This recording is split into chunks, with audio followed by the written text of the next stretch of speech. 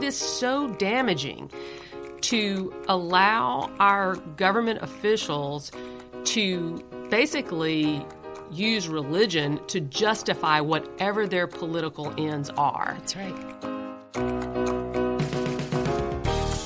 Welcome to Respecting Religion, a BJC podcast series where we look at religion, the law, and what's at stake for faith freedom today.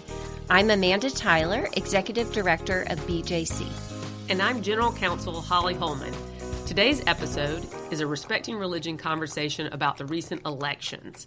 It's a roundup of some of the highlights, noting where we saw religion and religious liberty have an effect on the elections.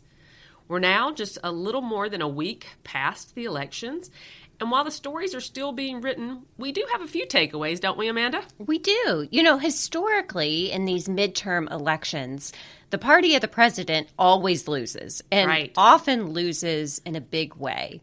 But this election was not as bad for the president as it usually is, and that was surprising for a lot of people, particularly because President Biden's approval ratings have been so low. The country, of course, is facing rising inflation, a lot of economic issues, some concerns of what's going on overseas. So for all these reasons, people had expected a so-called red wave that never came. And so I think this is going to be an election that people are going to be talking about and studying for some time. You note, Holly, that the stories are still being written. That's because the election itself is not fully over yet. We're still awaiting a number of close races and those results. But as it stands today, as we record, the Democrats have retained control in the Senate, and there's one Senate seat left to be decided. Voters in Georgia will go back to the polls for a runoff election this December between Senator Raphael Warnock and his challenger, Herschel Walker. But regardless of that election, Democrats have retained control.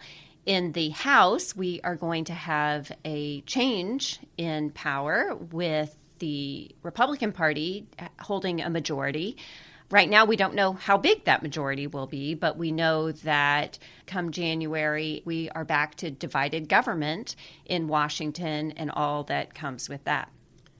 Yes, I think you are right to note this complicated picture. Of course, it is also complicated by the deep divisions in our country, this being the first major election after January 6th. It comes after some explosive news from the Supreme Court, including the Dobbs decision that we've discussed. And so I agree that the experts will be studying this for a long time to try to figure out what's the best campaign strategy going forward. And it'll be interesting to see how this Congress works and how the Biden administration can work with this new Congress. So as returns continue to come in, we will continue to watch them as we continue with our work of advocating for faith freedom for all in Congress and with the administration. But in addition to the overall political picture, I do think that there are a couple of takeaways that are directly relevant to the work that we do at BJC and that we often talk about on Respecting Religion. And that is that, extremism didn't seem to fare very well at the ballot box. And I think related to that, the most extreme versions or expressions of Christian nationalism didn't fare very well at the ballot box either. Yeah, and one article that we want to recommend was by Jack Jenkins, who wrote for Religion News Service really immediately after election night. And his title is, "Despite Mastriano's Loss, Don't Count Out Christian Nationalism."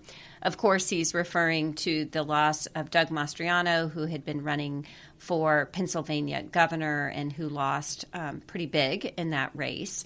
But in the piece, he talks to a number of experts who have studied Christian nationalism. I would say as a reporter, Jack Jenkins is also an expert on Christian nationalism. Right. He's done some great work. He's done great work for many years.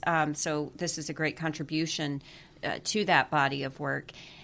I think one of his big takeaways is that Christian nationalism is not necessarily a winning strategy, but we also don't expect it to go away. And it's not surprising that it's not a winning strategy, because those people who most ardently embrace Christian nationalism are a distinct minority of people. Mm-hmm. You need a majority to win elections, and a majority of Americans, thankfully, do not embrace Christian nationalism to the degree that many of these candidates were in rhetoric on the campaign trail. I think another point is that how Christian nationalism fares at the ballot box varies regionally as well. Andrew Whitehead, sociologist of religion, expert on Christian nationalism, his quote in this article was, "Winning a race like Mastriano's in Pennsylvania, leaning on Christian nationalism, is harder than perhaps a congressional seat in the South." And so it's hard to paint with too broad a brush, but we are seeing in some of these swing states and places where you have to win a statewide election, and of course, as we look very soon to 2024, as you have to win a national election, Christian nationalism is not necessarily going to get you the votes you need to win. And then also, I think, pointing out the difference between winning a primary election and winning a general election. And thanks to gerrymandering, we have more and more polarization in these districts, that they're either solidly Republican or solidly Democrat. And so, therefore, you have the most extreme candidates winning in the primary elections. Those are the most motivated, as the experts point out. And people who are motivated by Christian nationalism are very motivated to vote. And so we see maybe Christian nationalism winning in primary elections, but not so much in the general. All of those points really underscore the reality that it is going to be a persistent problem. The experts agree. And it reminded me of the earlier articles that we saw. I think we may have spoken about it last time we were together, that Sam Perry and Andrew Whitehead wrote before the election about Christian nationalism. And that story ended with a really important line, quote, "Though the numbers who claim Christian nationalist beliefs may decline, Christian nationalism's influence in public life only continues to grow." And that's what they wrote as they were, trying to figure out what is going to be the impact of Christian nationalism on elections. They very helpfully pointed out that it is a persistent problem with lots of different manifestation. It doesn't affect just one party. It affects Americans across a broad swath of political leanings. And after the election, they wrote another piece for Time magazine, and they explained another reason that we will continue to see Christian nationalism in our political debates and political elections. And that is because they said, despite the losses, and there were some losses that we'll talk about, white Christian nationalists systematically overestimate their strength in numbers, and they will almost continually do so in the future. That's what they said, and that certainly resonates given our experience and what we've seen as we watch the way Christian nationalism is used in the culture as well as in political elections. Yeah, Christian nationalism is not necessarily a winning strategy, but those who are peddling it don't know that. There's almost this false confidence or bravado that comes across in the numbers that Whitehead and Perry cite in this piece for Time. And also a sense that they point out that those who are pushing Christian nationalism have a belief that God is on their side, that they will prevail because God is with them. And so they are going to continue to use Christian nationalist rhetoric, whether or not it's successful in campaigns or not. Yeah, they won't necessarily take the advice of the pollsters or even believe what they should learn, politically from their losses. And I think that's right, that some of the operatives, some of the true believers, and of course the people that they affect who hear this toxic language, but somehow it speaks to them, it feeds them, they will continue to perpetuate this Christian nationalism.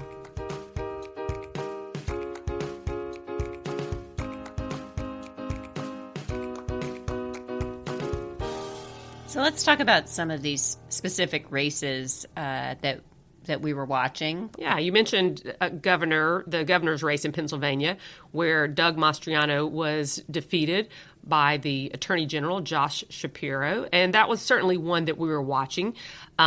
Mastriano was a very particular and noteworthy candidate on the Christian nationalism front, both for things that he said and how he operated his campaign. Of course, he was also a huge election denier, and had some of the most extreme positions that we saw in this election season. And he was then running against a attorney general who was highly respected, who was very comfortable in his faith as a Jewish person, who very much drew a contrast for the voters in Pennsylvania. As we think about how Christian nationalism impacted that race, I think there's so many other variables that it's hard to isolate it as the sole reason that Mastriano lost. But I think it's also an important repudiation of the ideology to see that he not only lost this race, but he lost it big time in that place. So, and to lose it to someone who, as you note, is Jewish is also an affirmation of that value of religious freedom for all, that one's religious identity does not matter when it comes to public service and to belonging in our country. There was also a race that I was not really watching because, as we know, a lot of congressional seats are kind of safe because of the effects of gerrymandering. And I had not been watching the campaign of Representative Lauren Boebert out of Colorado. Most people will know of Boebert because of her extreme statements, meshing her religious beliefs and religious ideas with her political positions. She is known for her disdain for the idea of separation of church and state, and for her assertion that the church should lead the government. But then she had this surprisingly close race with a very effective opponent. He was quite confident in dismissing what he called the angertainment brand that she was pushing. That race was much closer than I think most people thought. And I think that says something about the limits, not only of angertainment, but also this use of Christian nationalism. And as we record today, Holly, we don't know the outcome of that race yet. They have not quite finished counting the votes, and she holds a narrow lead at this point. And even when they do finish counting the votes, there might be a mandatory recount because the race is so close. But, if she retains her seat, I don't see her moderating her language in any way. She has become one of the biggest firebrands on a number of different issues, but particularly on Christian nationalism. And if she loses, then I think we have less of a platform for some of those ideas, at least in Congress. And I think that's what's so troubling about what her comments and also the comments of Representative Marjorie Taylor Greene in recent months is that these are not just politicians on the trail. These are not talk show hosts. These are members of Congress who have been elected and have sworn an oath to defend the Constitution and are pushing Christian nationalism in ways that really violate our constitutional ideals of religious freedom for all.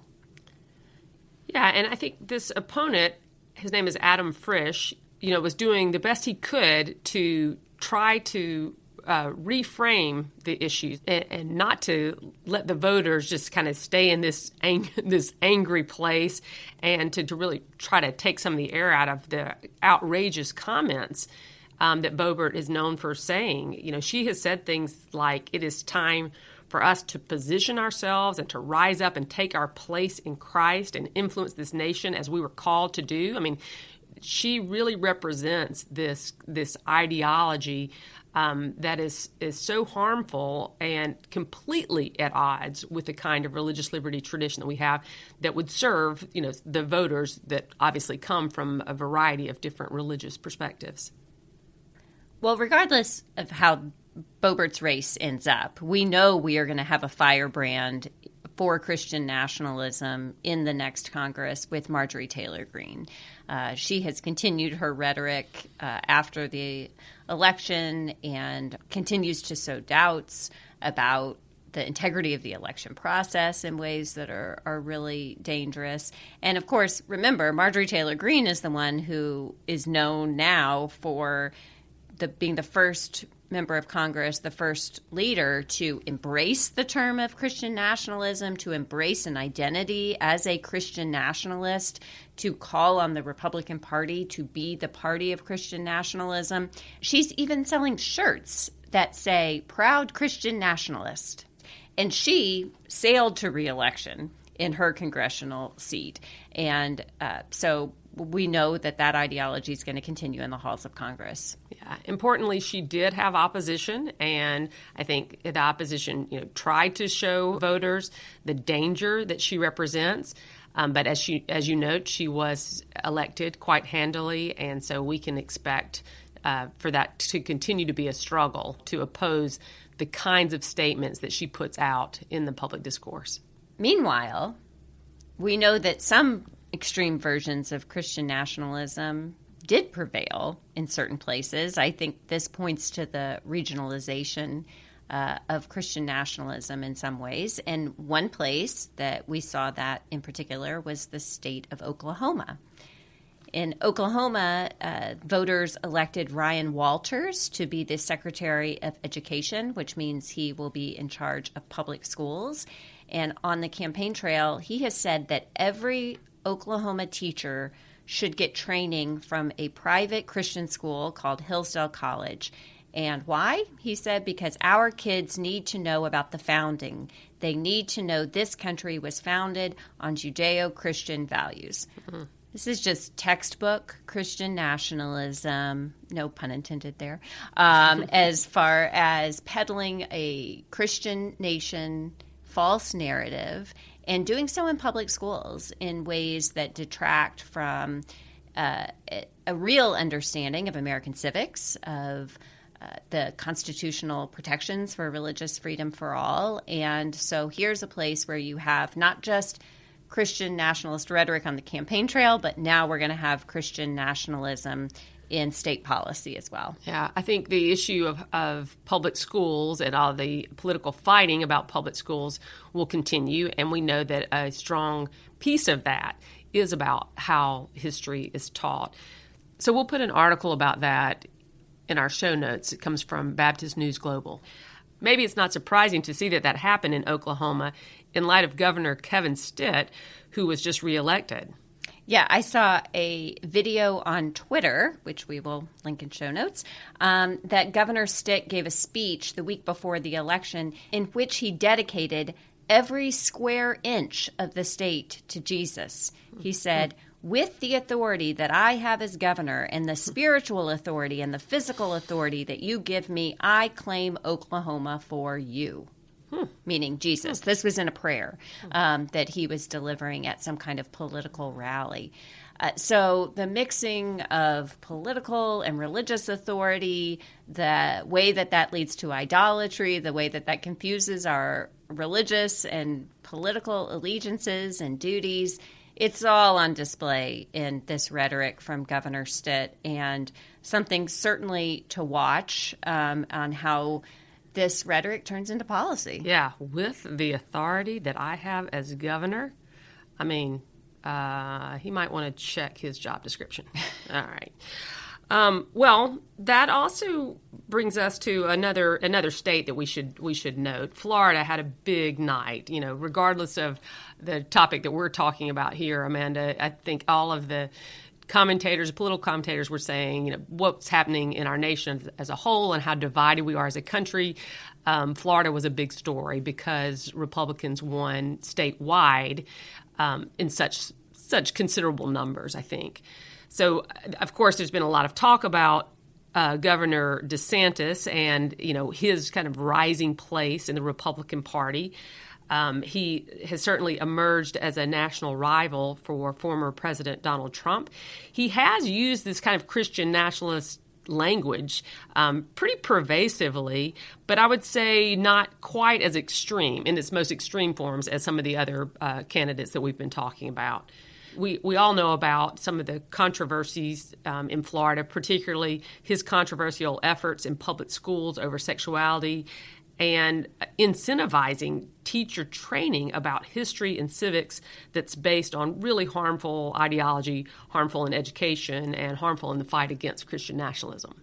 Yeah, I was recently in Florida for a speaking event, talked to a number of people there, and so I was paying more attention to this race than maybe I would have had I not had this on-the-ground experience. That's where I learned about how Governor DeSantis was offering teacher bonuses of up to $5,000 for teachers who would go to this new civics training that talked about the separation of church and state as a myth and talked about religious founding of the country and all of this Christian nation narrative that is so destructive to our unity as Americans and to our understanding of the constitutional system. And then to see him reelected by 20 points in Florida does tell a different story about the use of this rhetoric. And I think given his very strong win and the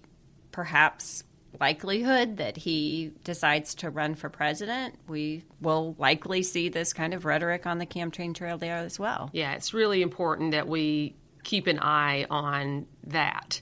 I think a lot of the election analysis noted that he was less extreme on abortion and less extreme on the threats to democracy, two very important issues in this election season. So he's less extreme on that and proved more popular, but that doesn't mean that he is not threatening on this ideology of Christian nationalism, as you've noted. He does use kind of religious language, put on the armor of God kind of language in many of his speeches. And then we saw, really notably, at the end of the campaign, this new commercial that put out that was really over the top in its claim of being some kind of political leader that was chosen by God. Yeah, just a few days before the election, his wife, Casey DeSantis, tweeted out, "I love you, Ron. On behalf of millions of people, never stop fighting for freedom." Great. I like a supportive wife and a supportive husband. Supportive partners are always really good. Yeah. Tell our listeners what follows that loving, supportive message. Well, the video itself is an ad of a little less than 2 minutes. It's all in black and white. It starts with kind of this ocean tide. Very dramatic. Yes, I guess also evoking Florida's, large coastline. And then you've got this photo montage of Governor DeSantis smiling with lots of different groups of people, one after the other, with this voiceover of this deep, kind of echoing voice of God type voice that says, on the 8th day, God.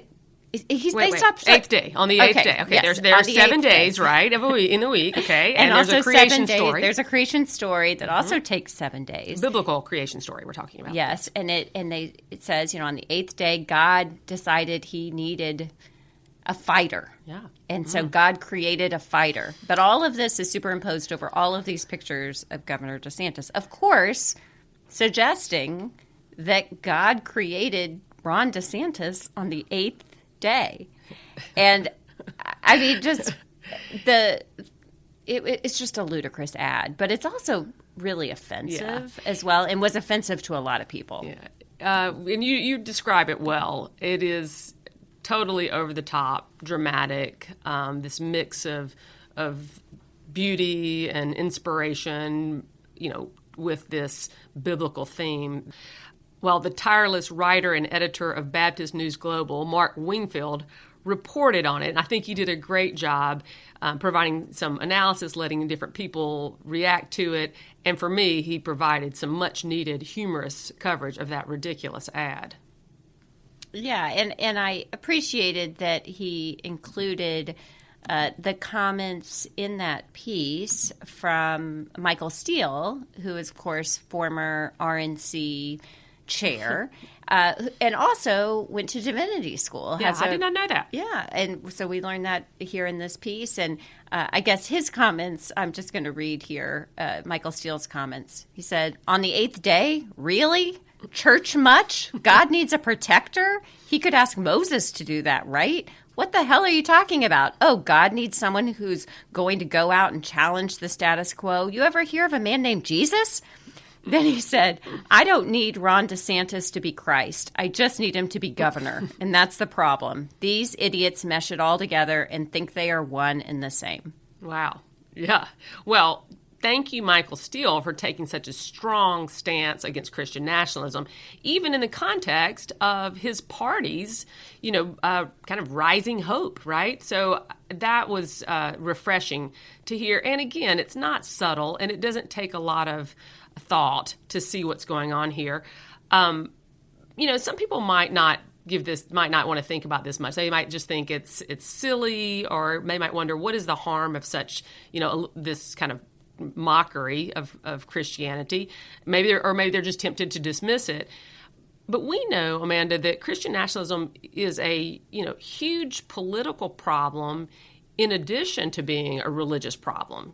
I think Michael Steele was pointing out how ridiculous this is and how uninformed it is from a religious perspective, and dangerous or insulting.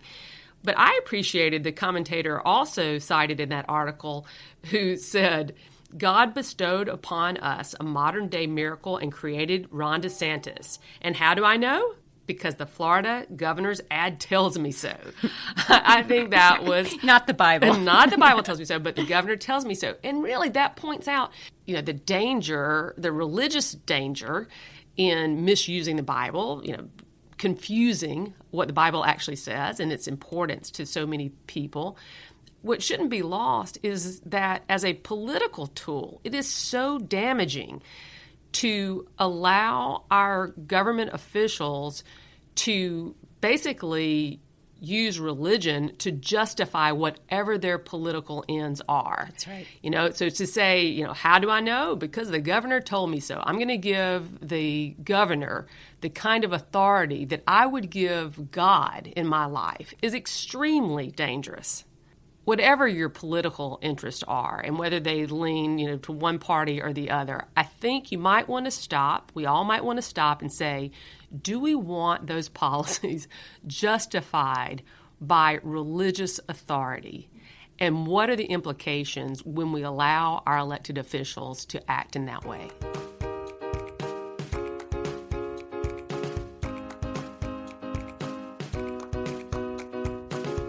As we've noted, Holly, the 2022 election is not yet over, and yet the 2024 election has begun. Well, yes, I guess that brings us to this point, Amanda. So on Tuesday, November 15th, former President Donald Trump announced that he is running for president in 2024. So that is the unofficial beginning to this 2024 campaign.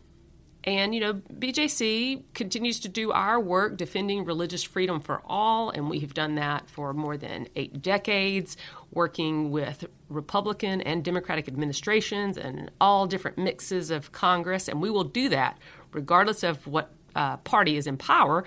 But we did have to note former President Trump's announcement because of his particular role in advancing and perpetuating and really flaming the fires of Christian nationalism. And so, Amanda, I know that was helpful for you to react to that, particularly to react to his announcement and what it would mean for our conversations about religious freedom and the fight against Christian nationalism. Yeah, we've noted this many times. Christian nationalism did not begin with Donald Trump. When Donald Trump eventually retires from public office and public space, it won't end with Donald Trump. That said, he did more than any politician in at least my memory of using Christian nationalism as a motivating ideology to solidify a base of voters. And we have to say Donald Trump is not a normal political candidate in many different ways, but including in his role in inciting the insurrection at the Capitol. Mm-hmm. He is continuing to be under investigation by a House committee for his activities in that event. And we at BJC have noted how Christian nationalism contributed to the insurrection, how the ideology worked to unite people. And so his return as a candidate for public office, running for president, means that Christian nationalism is going to stay in the political spotlight for the foreseeable future. And I don't think it will only be him who does use Christian nationalism in this election, but it's something that we have to watch with particular focus when he is a candidate because of what he has done with Christian nationalism since he's been in the political spotlight himself. Well, that's right. We know, as we often talk about it, Christian nationalism takes many forms. Even the rhetoric takes many forms. But the fact that he will continue to be such a heavy influence in the presidential campaign will certainly mean that our campaign, Christians Against Christian Nationalism, ours meaning any American out there who claims a Christian identity and wants to stand up for religious freedom, right? It will be needed. Our voices will be needed, and we will have to fight back.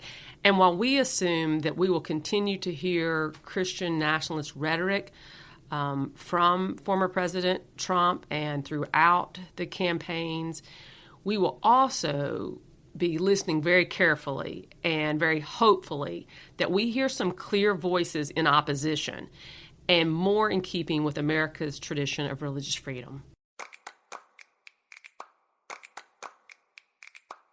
That brings us to the close of this episode of Respecting Religion. But before we go, we want to invite you to join us live across our social media platforms on November 29th, Giving Tuesday at 6 p.m. Eastern. It's an opportunity for you to meet BJC staff and to support our work. Your gifts make this podcast possible, and we thank you for your support. For details on what we discussed today, including links to the articles we mentioned, check out our show notes. If you enjoyed today's conversation, give us a 5-star rating. Then share this program with others on social media and tag us. Plus, you can email both of us by writing to respectingreligion@bjconline.org, and you can see a full list of shows on our website. Just go to respectingreligion.org. And take a moment to find out more about BJC and how we've been working for faith freedom for all since 1936. Visit our website for a look at what we do and some of our latest projects. Join us back here on Thursdays for new conversations respecting religion.